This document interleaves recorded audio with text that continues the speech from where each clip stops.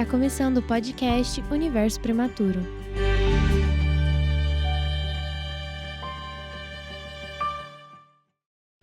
Olá, hoje nós estamos na 21ª conversa com o Universo Prematuro. Meu nome é Marisa Brunherotti. Estou aqui hoje com uma convidada muito especial, Maria Rita. Maria Rita vai se apresentar e ela tem uma caminhada muito interessante. Ela é médica, pediatra, pneumologista e ela tem uma experiência vasta aí com essas relações, né? Hoje nós estamos num período junho, julho, agosto, que tem muitas doenças respiratórias, né? Maria Rita, eu gostaria de que você se apresentasse. Nós estamos muito felizes em receber e levar essa conversa para os nossos ouvintes. Uma conversa, Maria Rita, eu já conheço ela há muito tempo, né? Ela faz parte aí de uma história muito especial da minha vida, da minha vivência. E agora nós estamos também em um período aí muito próximas, né? Com a Maria Rita está aí no mestrado em promoção de saúde. Então nós recebemos ela hoje aqui no Núcleo de Design e Comunicação da Universidade de Franca. Nós recebemos essa pós-graduanda, que ela está no mestrado em promoção de saúde e trazendo esse conhecimento todo, né, esse conhecimento que ela vem desenvolvendo aí na parte científica, né, trazendo um pouquinho. E aí nós vamos deixar esse suspense aí para falar depois da apresentação dela. Obrigada, Marisa, pelo convite. A Marisa já me apresentou, né? Então, eu estou aqui em Franca já tem 11 anos que eu voltei, depois que eu me formei, fiz a minha especialização, né, em pediatria e pneumologia pediátrica. E eu atendo basicamente no SUS, gosto de ensinar, de dar aula.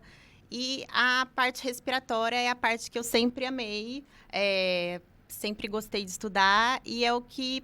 Na pediatria, o que a gente mais vê de intercorrências, assim, né? Principalmente na primeira infância.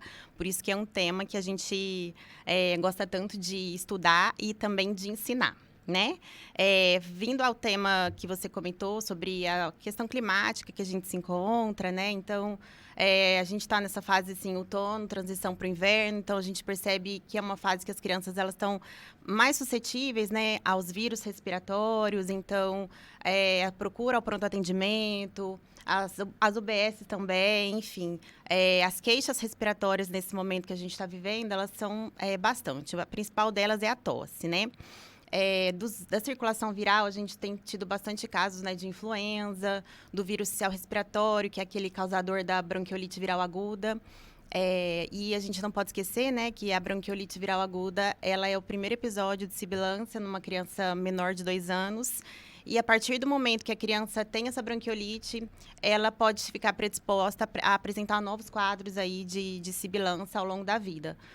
A literatura traz que cerca de 80% das crianças com bronquiolite viral aguda, elas podem ter algum problema respiratório no futuro. E a mãe, né, o cuidador dessa criança, tem muitas dúvidas, né? Porque, assim, precisamos utilizar alguns dispositivos, medicamentos. Fala um pouquinho dessa relação que até o objeto do seu estudo, né, de mestrado. Esses dispositivos e esse tratamento. A mãe precisa fazer esse tratamento só durante a crise, intercrise? Fala um pouquinho dessa relação. Tudo vai depender do quadro da criança, né?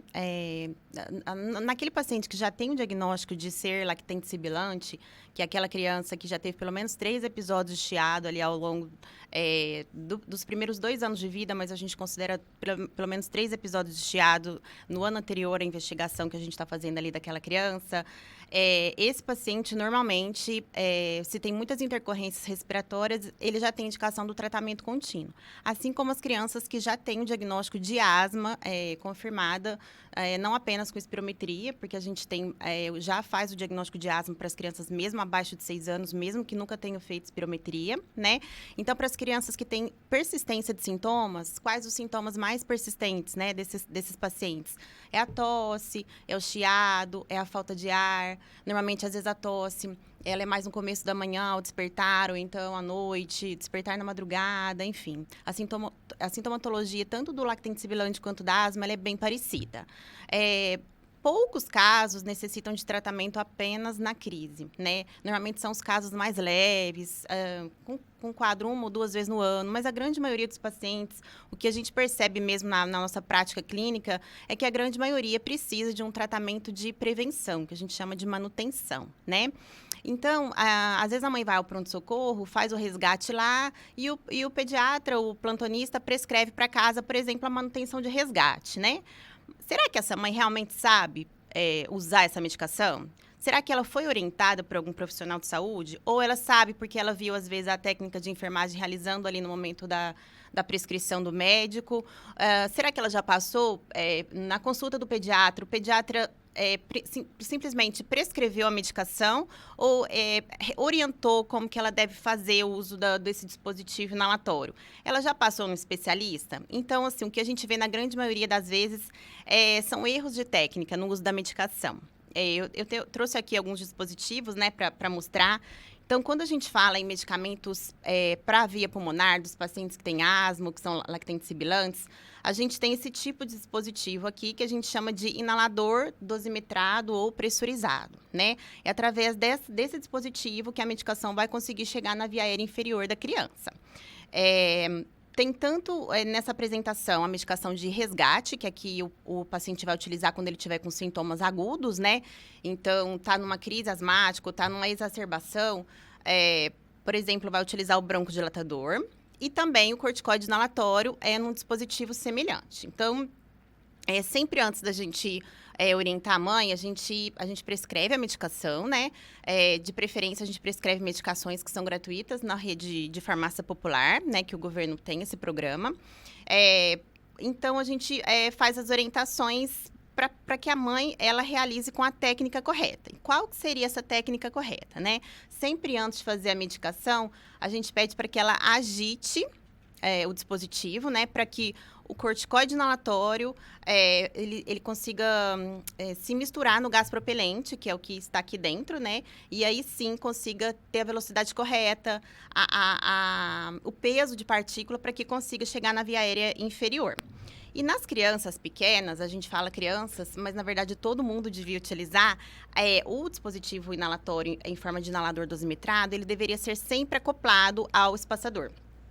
O espaçador é esse dispositivo aqui, então, que é essa estrutura cilíndrica, né? Que vai fazer o quê? Vai fazer com que, depois que a família, o cuidador, a mãe, ela aperte dando o jato da medicação, então seria dessa forma aqui, ela vai agitar, ela vai acoplar, né? Vamos supor que a gente tem uma criança pequenininha aqui que necessite da máscara. Ela vai dar o primeiro jato, essa máscara vai ter que estar bem vedada aqui na face, né, da criança. E daí a gente pede para que ela conte, por exemplo, um período de um tempo de 15 segundos, que seria por cerca de 8 a 10 incursões respiratórias ali, sendo ins e expirações, né, da criança. Feito isso, ela precisa tirar do rosto da criança esse dispositivo, precisa aguardar de 30 segundos a 1 minuto de intervalo. Para que serve essa pausa? Para que a medicação ela vá atingindo a velocidade correta e vá fazendo a deposição certa para chegar lá na via aérea inferior da criança. Após esse 1 minuto, a gente pede para que a mãe repita a operação se na receita, por exemplo, tiver 2 puffs, que a gente chama de puffs, né? Quando a gente vai fazer a prescrição dessa medicação. E aí o espaçador, né, que é importante a gente falar aqui, a gente tem 2 apresentações do espaçador. Então, a gente tem esse modelo aqui, como esse que eu trouxe, né, que é o de plástico, e a gente tem o modelo de alumínio. O modelo de alumínio, ele é mais efetivo, né, mas nem sempre o paciente encontra à disposição das farmácias, às vezes tem que pedir pela internet. O que a gente vê na prática, mais comumente, o pessoal comprando é esse de plástico. E para que ele seja também otimizado no tratamento de forma efetiva, existe uma higiene adequada que tem que ser feita uma vez na semana. Aí, como é que seria essa higienização do espaçador? A mãe, ela vai tirar todas as pecinhas que conseguir destarrachado do espaçador, vai colocar todas essas pecinhas de molho numa bacia, contendo 1 litro de água da torneira mesmo, da temperatura que ela escorre, não é fervida, quente, enfim, porque a gente vê cada um faz de um jeito, mas o correto é água natural ali, uma colher rasa de detergente neutro e deixa de molho lá dentro durante 30 minutos. Na hora que a gente tira essas pecinhas, a gente não deve enxaguar quando o espaçador é de plástico. Por quê? O plástico ele é um material que tem carga eletrostática, carga positiva, carga negativa. Então, a gente precisa criar um biofilme aqui invisível aos nossos olhos, né, com essa película invisível de detergente misturado na água, para que na hora que a gente deu jato, a medicação ela não vai ficar grudada aqui no espaçador, então não vai perder medicação e vai conseguir chegar em quantidade maior para aí sim atingir a deposição pulmonar, que é o que a gente precisa. Então, um dos motivos, né, do nosso tema aí, do mestrado, né, que eu resolvi fazer com a Marisa, é que na minha vivência mesmo, a gente percebe muitos erros de técnica, né, e aí, baseado nisso, a gente vê que, às vezes, o tratamento ele não está fluindo, o paciente não está melhorando, mas por um fato tão simples, que talvez tivesse sido orientado, e além disso, né, é importante a gente falar que a gente checa a técnica desse dispositivo em todas as consultas. Porque ainda assim, você explicando de maneira correta, a gente ainda percebe um ou outro erro. A efetividade, né, do tratamento depende dessa utilização correta. Isso. E a mãe, principalmente no período de crise, ela tem um estresse, né, para ter a melhora da criança, enfim. E aí isso pode colaborar com esses erros, né? Essa não compreensão correta da técnica. Com certeza, né?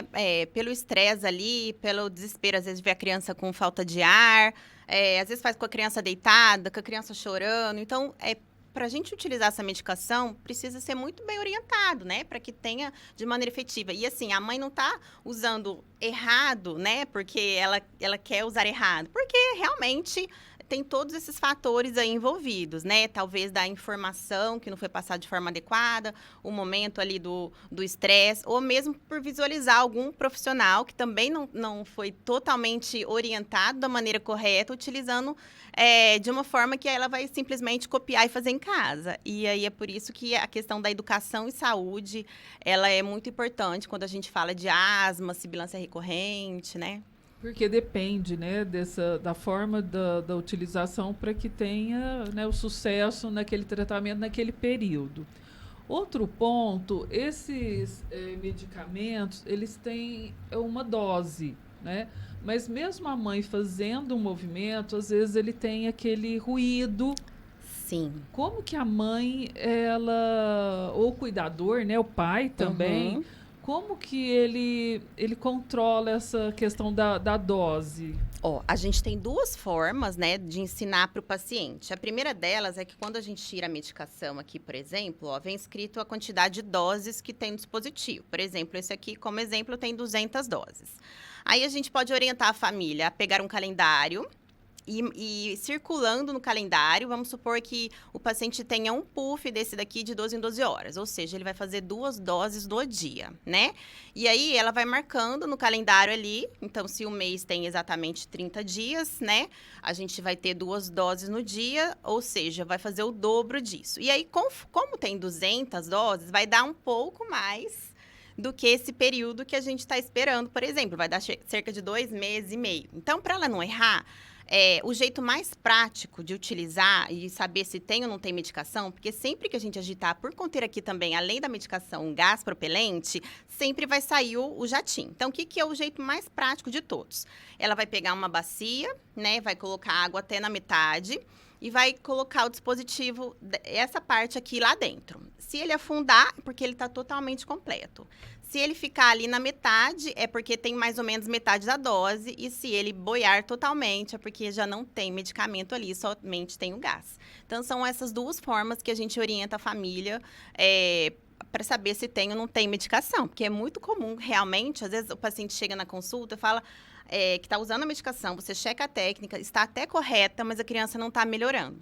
E aí, às vezes, um detalhe tão simples, você vai ver, a mãe acha que está fazendo a medicação, mas ali dentro já não tem medicação, só tem o gás propelente. Então, esses pequenos detalhes que talvez para o profissional médico possa ser uma coisa óbvia, para o paciente, para a família, para o cuidador, não é. E por isso que a gente tem que orientar sempre dessa forma. Porque ele escuta o ruído, né? Com certeza. Ele sempre vai fazer. O gás propelente, ele permanece aqui. Então, sempre vai ter o barulho que tem medicamento. E quando finaliza o medicamento, onde a mãe deve descartar esses? Então, a maioria das pessoas não sabe, desconhece, acaba infelizmente fazendo descarte incorreto, né? Até para nós, profissionais de saúde, a gente, até um tempo atrás, a gente nem pensava como é que seria feito esse descarte. Existem em algumas farmácias, né, um dispositivo, um recipiente adequado para o descarte desses dispositivos inalatórios. Eu já assisti algumas aulas aí da Sociedade de Pneumologia que o que todos os pneumos, os pediatras gostariam é que realmente conseguisse fazer uma medicação num dispositivo que não tivesse, talvez, o gás propelente, né, que pudesse fazer mal aí também, principalmente a camada de ozônio. No passado, esse corticoide inalatório aqui, ele era com CFC, né, e aí o CFC trouxe muitos problemas aí para a camada de ozônio, e aí, com o passar do tempo, foi substituído por outro gás propelente que traz um pouco menos de prejuízo. Mas o descarte, idealmente, deve ser feito principalmente nas farmácias, que eles têm um local adequado para esse descarte. Não só dispositivos inalatórios, como outras medicações, medicamentos vencidos, enfim, né? Até a medicação mesmo que a gente fala quando a gente pensa em... Eu não falei ainda, mas a gente tem medicamentos que não são em forma de spray. A gente tem medicamentos para tratamento de asma que são em forma de pó seco. Esses medicamentos, eles são uma cápsula de plástico, né, que tem o pozinho da medicação lá dentro. Então, no caso dos pacientes maiores, por exemplo, que utilizam essa medicação, a mãe vai abrir o dispositivo, encaixar a cápsula aqui dentro, fechar e apertar o botão azul. E esse botão vai fazer o quê? Ele vai quebrar a cápsula, porque o que o paciente vai aspirar para o pulmão é o pó. Ele fica alguns furos, né? É isso. Esse botãozinho aqui, ele vai quebrar a cápsula, né? Então, o paciente ele vai primeiro soltar o ar do pulmão, depois ele aproxima, puxa, faz uma pausa inspiratória de 10 segundos, que a gente até fala para o paciente, conta nos dedos, né? E aí, depois ele solta. E aí, se você for parar para pensar, a cápsula sai vazia. E esse descarte? Também deve ser feito da mesma forma que os dispositivos, porque se a gente for pensar, é uma cápsula de plástico e microplástico, a gente não deve também descartar em lixo comum, enfim. Então, toda essa questão. Esses medicamentos em pó, às vezes eles geram alguma irritabilidade na mucosa, né? E aí tem uma indicação aí para fazer algum bochecho, fazer... Isso, não só os de pó. O corticoide inalatório em forma de inalador dosimetrado, ele também pode ter uma certa deposição em orofaringe, mesmo você fazendo com a técnica correta. Então, as duas medicações, quando a gente fala em medicação, a gente está falando aqui dos corticoides inalatórios, né?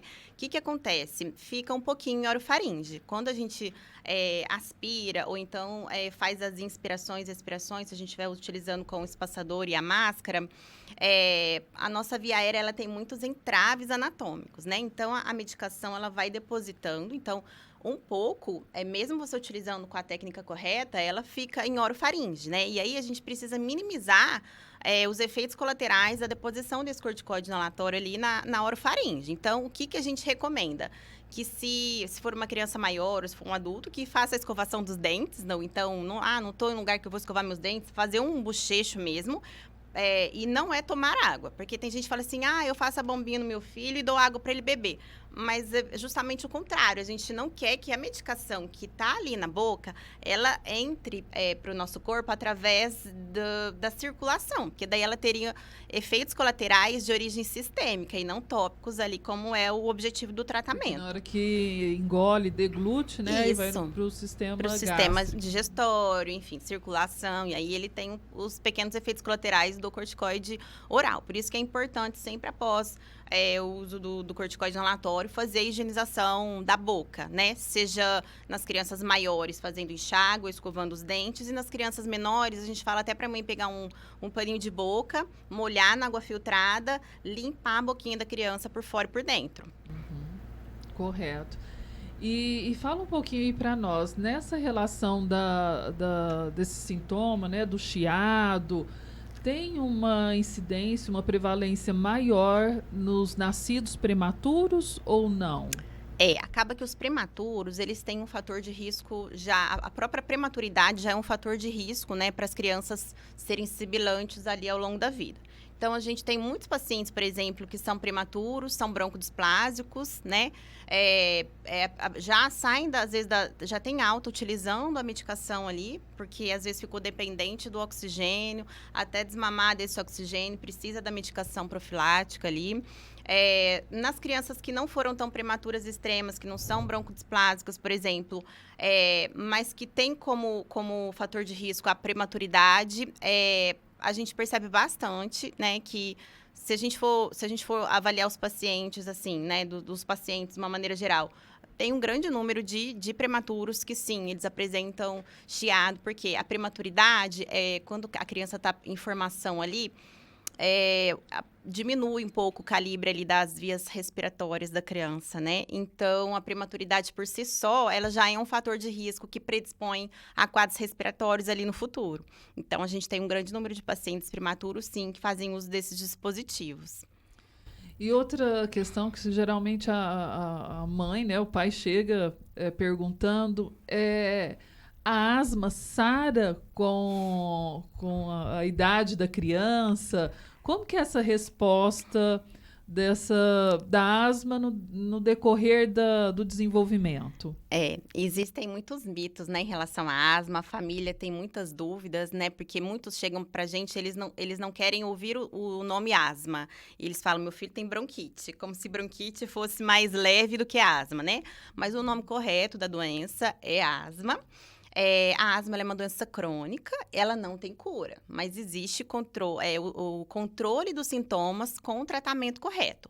Isso também não significa que o paciente vai utilizar a medicação para o resto da vida, né? Então, fazendo o diagnóstico correto nos primeiros anos de vida, fazendo o tratamento de forma correta e acompanhando essa criança, grande parte dos pacientes conseguem ficar, às vezes, sem medicamento de uso contínuo, utilizando conforme a necessidade. Às vezes vai voltar a ter algum tipo de problema respiratório na fase adulta, ou lá quando for idoso novamente, mas não significa que ter asma vai utilizar a famosa bombinha a vida toda.